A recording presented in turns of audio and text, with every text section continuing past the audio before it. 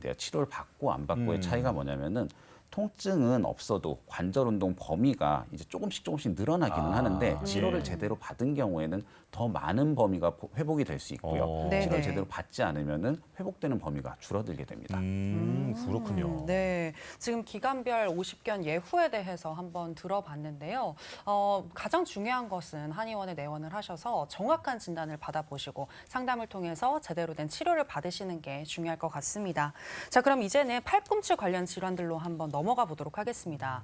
요즘에는 골프 그리고 테니스를 좋아하시는 분들이 점점 늘어나면서 골프 엘보, 테니스 엘보라는 새로운 명칭도 좀 나타나는 것 같은데요. 먼저 골프 엘보란 정확히 어떤 질환인지 설명 부탁드릴게요. 네, 팔꿈치 관절의 골프 엘보는 팔꿈치 관절에 뼈가 두 개가 있거든요. 네. 쉽게 말하면 안쪽 팔꿈치 통증이에요. 내측 상과염이라고 하는데요. 네. 사실 골프 엘보라고 하는 병은 원래 골프를 치는 분들이 스윙을 할 때 팔꿈치 안쪽이 아프다고 해서 붙여진 이름인 것 같은데 네네. 사실 골프 치시는 분들 같은 경우에는 골프를 쉬시면 나는 경우가 많거든요. 네, 그래서 환자분들이 오래 유지가 안 돼요. 금방 치료가 되니까. 근데 사실 저는 이제 집안일 엘보라고 저는 얘기를 하는데 우리가 네. 뭐 생수병을 든다거나 이렇게 혹은 이걸 비튼다거나 할 때 안쪽에 힘이 가해진다는 거죠. 근데 보통 이렇게 아프신 어머님들 같은 경우에 평소에도 집안일을 헌신적으로 하시는 경우들이 많은데 네. 쉬시라는 말씀 듣질 않으세요. 그렇죠. 네, 그래서 40대 이상에서 지속적인 팔의 어떤 부하를 가할 때 팔꿈치 내측 상과에 염증이 발생해서 치료가 잘 안 되는 경우인데요. 네네. 특히 반복적인 가사노동을 하는 주부분들에게서 많이 발생하고 또 많이 잘 안 나으셔서 이거 갖고 정말 한의에서 열심히 치료하고 있죠. 그렇군요. 네. 그래서 팔꿈치 안쪽이 누르면 아프고요. 그래서 때로는 붓기도 하고 그래서 이제 좀 이렇게 만지지 말고 누르지 말라는 말을 자주 하게 돼요. 네. 이제 이따가도 말씀드릴 건데 네. 사실 이 근육이 많은 부위는 근육을 눌러주면 순환이 되는 느낌이 있잖아요. 네네. 손가락이나 팔꿈치, 무릎이나 발목 같이 근육이 없고 힘줄과 인대만 있는 부위는 사실 많이 만지는 게 도움이 되지 않아요.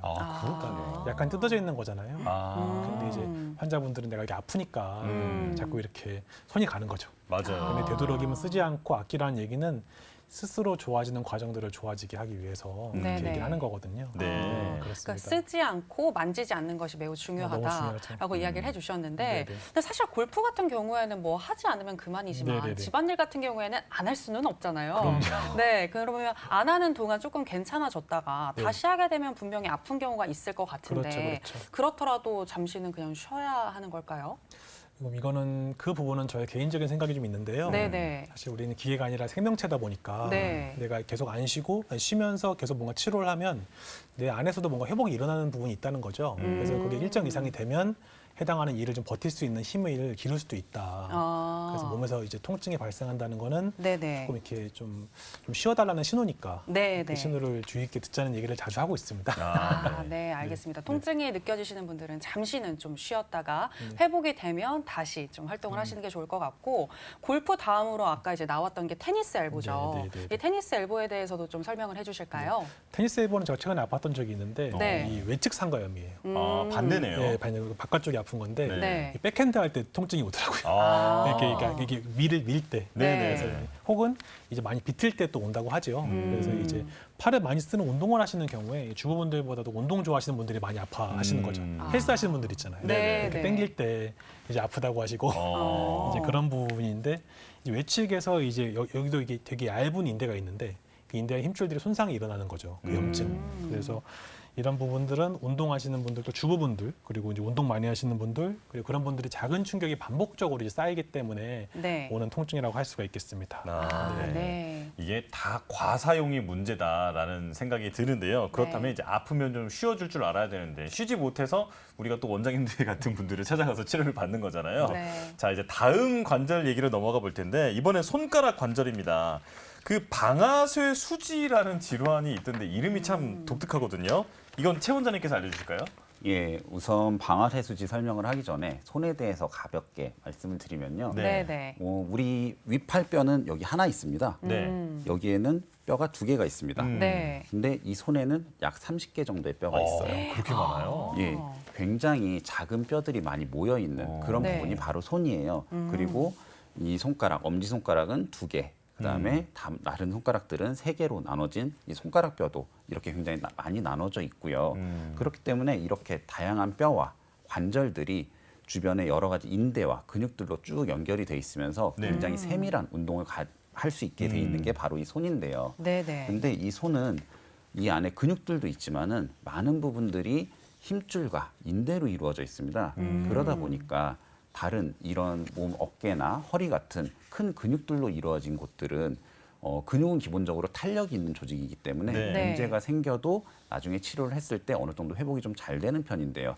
이 손목 밑으로 이 손 부분 같은 경우에는 인대와 힘줄 위주로 구성이 되어 있기 때문에 손상을 입게 되면은 나중에 회복이 상대적으로 좀 어려운 편이에요. 네. 그래서 뭔가 문제가 생기면은 최대한 빠르게 치료를 하는 게 굉장히 중요합니다. 네. 네네. 그래서 아까 물어보신 이제 방아쇠 손가락, 방아쇠 수지라고 하는데요. 이것은 그 총 방아쇠에 네. 딱 당기는 걸 생각을 하시면 돼요. 딱 걸고 있다가 총을 쏠 때는 탁 이렇게 그렇죠. 당기게 되죠. 네. 마치 내 손가락이 이렇게 걸려 있다가 탁 움직이고 반대로 펴지지 않다가 완전히 쭉 펴져 버리고. 원활하게 움직이지 않고요. 예, 맞습니다. 네. 걸려 있다가 이렇게 움직이는 이게 바로 방아쇠 손가락인데요. 이 원인은 아까 말씀드린 손가락은 여러 가지 건으로, 그러니까 힘줄로 많이 이루어진다라고 표현을 했는데 이 힘줄이 뼈에서 많이 떨어지지 않도록 활차라는 걸로 이렇게 감싸져 있는데요. 이 활차라는 것과 힘줄이 움직이다가 너무 이것도 마찬가지로 과사용에 의한 경우도 있는데요. 네네. 이렇게 하면서 요 사이에 염증이 생기고 그러면서 더 좁아지게 되면은 움직이기 힘들어집니다. 네. 바로 네네. 이게 방아쇠 손가락이라고 보시면 됩니다. 그렇군요. 네. 방아쇠 수지에 대해서 한번 들어봤고 정말 현대인들이 또 많이 앓고 있는 질환이죠. 이 손목 터널 증후군 빼놓을 수가 없을 것 같습니다. 간단히 좀 설명 좀 부탁드릴게요. 네.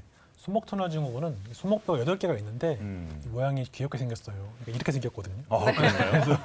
그래서 이제 이렇게 떠받치고 있는데 수근관이라는 관이 있고 그 관 안으로 신경이나 혈관 중요한 것들이 다 지나가는 거죠. 뼈도 지나가고 다 지나가게 돼 있는데 이제 이 수근관의 단면이 좁아지는 현상인 거예요. 네. 근데 그 원인은 아직 알 수 없는데 이제 뭐 노인성 질환이나 뭐 비만, 당뇨 여러 가지 악화 요인이 있다고 하고요.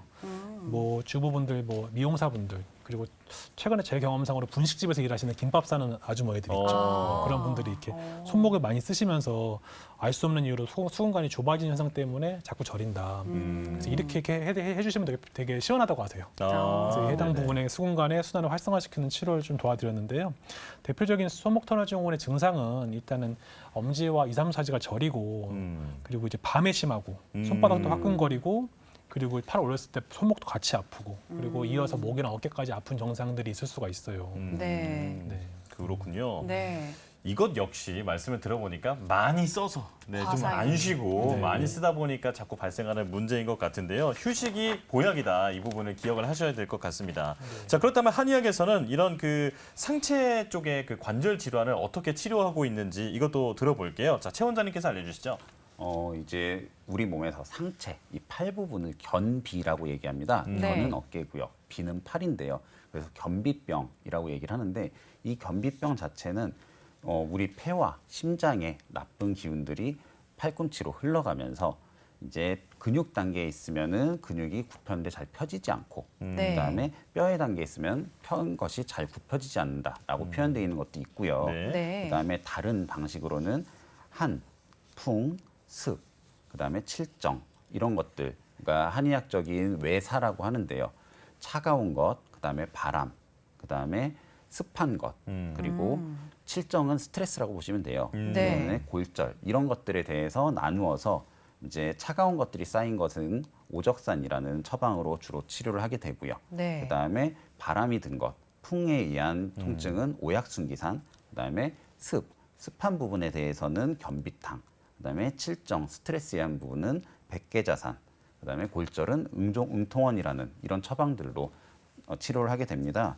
그 이외에도 이제 침치료, 그다음에 약침치료, 뜸치료 이런 것들을 이용을 하게 되는데요. 네네. 침치료는 관절 부분에 이제 과하게 가해지는 힘들을 해결을 해주는 방식이고요. 네. 약침은 이제 한약을 가공한 약침을 관절 부위나 그 주변부 혈자리에 자입을 해서 해결을 하는 그런 치료라고 보시면 됩니다. 네, 그러니까 뭐 방법은 다양할 수 있지만 통증의 원인을 찾고 그 원인을 해결할 수 있는 맞춤 치료를 한다라고 생각을 하시면 될 것 같은데요. 그런데 요즘에 이 아픈 부위에 보호대를 한다거나 뭐 테이핑을 하시는 경우도 많은 것 같더라고요. 이 테이핑이 증상 완화나 또 치료에도 도움이 될까요? 네. 환자분들이 휴식을 취하지 못하고 피치 못하게 써야 되는 경우들이 있어요. 네. 그런 경우에 테이핑을 해드리는 경우가 많은데요. 이제 관절을 좀 풀 스트레칭을 시켜서 쭉 피게 한 다음에 테이핑에 붙여놓으면 구부렸을 때 이게 쭈글쭈글해지면서 딱 잡아주는 효과가 있는 거죠. 저는 첩대호법이라고 하는데 네. 이제 테이핑을 통해서 관절을 보호하는 데 도움을 주고 근육들의 순환을 도와주고 혈액이나 림프의 조직의 순환도 도와주고 그렇게 어긋난 관절도 조금 잡아주는 효과를 주기 위해서 네. 사실 일 끝나고 쉴 수가 없는 분들을 위주로 첩대호법 처방해드리고 있습니다. 아, 그렇군요. 네. 자, 이렇게 테이핑 치료까지 한번 이야기를 들어봤고 오늘은 상지 관절에 대해서 알아봤는데요. 잠시 정리해보는 시간 갖겠습니다. 화면으로 만나보시죠.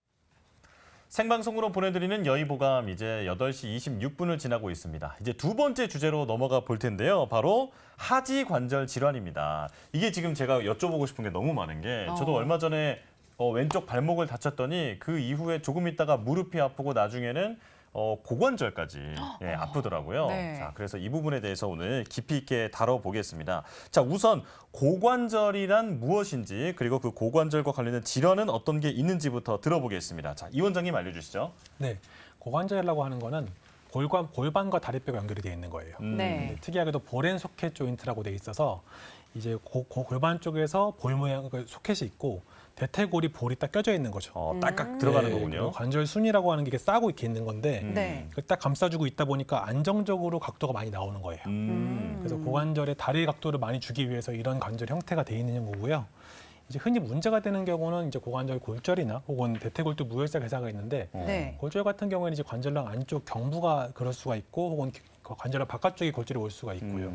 그리고 대퇴골두 무혈성 괴사 같은 경우에는 혈액순환 장애로 인해서 이제 뼈가 좀 안 좋아지는 거거든요. 네. 그 남자분들 30대에서 50대 사이에 많이 발생을 하고 주기적으로 고관절이 문제가 된다고 하시면 한번 검사를 해보셔야 되시고요. 네. 특히 양쪽에 다 같이 아픈 경우들이 있습니다. 네. 그렇게 이제 보고 있습니다. 아, 네. 그렇군요. 이 무혈성 괴사라는 게 그냥 아픔을 통해서 알 수 있는 그런 건가요? 근데 사실 네. 이 항상 아침마다 불편하거나 네. 이게 근육이 양쪽이 이렇게 굳는 느낌이 들 때 한쪽이 굳지 않고 양쪽이 또 굳는 특징이 있거든요. 네네. 그렇게 해서 간별 진단을 해볼 수가 있고요.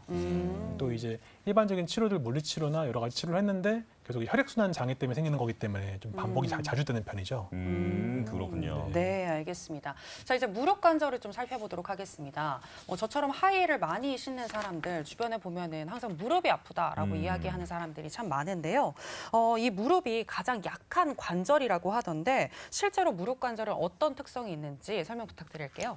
예, 무릎 관절 같은 경우에는 다른 관절들이랑 조금 다른 특성이 있습니다. 네. 이제 이 넙다리뼈, 그러니까 대퇴골과 그다음에 정강이뼈, 경골 사이를 잇는 관절인데요. 네. 다른 관절들은 대부분 한쪽은 오목하고 한쪽은 볼록하다 그러면은 이 무릎 관절 같은 경우는 양쪽이 다 뭉툭합니다. 근데 이 뭉툭한 부분들을 주변에 수많은 인대와 힘줄들이 그다음에 근육들이 둘러싸면서 이렇게 지탱을 해주는 그런 관절인데요. 네. 서 있게 되면 위에서부터 아래로 체중이 실리게 되다 보니까 얘기하신 대로 여러 가지로 좀 문제가 생기기 쉬운 관절이고요. 아까 말씀드린 인대나 근육, 힘줄들 외에도 이제 반달 모양의 반월상 연골이라고 하는 것들이 있어서 네. 그게 뼈와 뼈 사이에 중간에 이제 너무 닿으면서 쉽게 다치지 않도록 뼈가 쉽게 다치지 않도록 그렇게 되어 있습니다. 그래서 이 무릎 같은 경우에는 다른 관절들보다도 근육의 역할이 굉장히 중요한 관절이라고 보시면 됩니다. 그렇군요. 네. 생각보다 아주 과학적이고 복잡하게 네. 구조가 짜여져 있었네요. 그러게요. 자, 그렇다면 이 무릎 관절 대표적인 질환 몇 가지만 좀 소개를 해주실까요? 네, 또 제가 3가지 질환 소개를 해보겠습니다. 아, 네. 일단은 반월상 연골 파열을 소개를 해드릴 수 있는데요. 네. 반월상 연골이라는 게 이제 무릎 사이에 껴있는 이 제일 큰 연골이에요. 그래서 이제 신체 접촉이 많은 뭐 농구나 축구 하시는 분들이나 이런 분들이 무릎을 험하게 쓰거나 부딪혔을 때 네. 그 사이에 반월상 연골이 좀 찢어지거나 얇아지거나 약해지거나 그럴 수가 있고 네. 이제 어르신들은 사실 부딪히지 않으셔도 고령 때문에 이제 연골이 얇아지잖아요. 네. 네. 그 부분 때문에 살짝 파열이 올 수가 있어서 그런 경우에 퇴행성 반월상 연골 파열이라고 말씀을 드리고요. 그다음에 또 의외로 십자인대 파열이 많이 오세요. 그래요? 제가 웬만한 운동은 다 하라고 말씀드리는데 네. 개인적으로 조기 축구 하시는 분들한테는 하지 말라고 말을 많이 드리거든요. 예. 이분들은 뭐 마음은 이미 축구 선수인데 몸이 앞으로 가고